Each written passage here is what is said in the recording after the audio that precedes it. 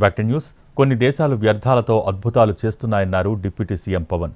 ఏపీలో కూడా స్వచ్ఛ దివస్ కార్యక్రమంతో మంచి ఫలితాలు సాధించాలని అన్నారాయన. 2048 నాటికి అద్భుతమైన పురోగతి కోసం కృషి చేస్తున్నామని అన్నారు పవన్ కళ్యాణ్.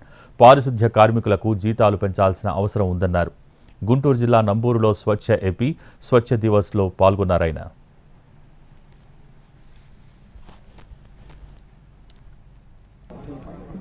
ఆ పరిశుభ్రతని కల్చర్ అవ్వాలనేది ముఖ్యమంత్రి గారు ఆలోచన. ఇది కేవలం ఒకళ్ళిద్దరు చేసి క్లాప్ మిత్రాలు లేదంటే మనం మన చెత్తను బయటపడేయటం కాదు. బాధ్యతగా ప్రతి ఒక్కళ్ళు కూడా సోర్స్ నుంచే దాన్ని సపరేట్ చేసే విధానం.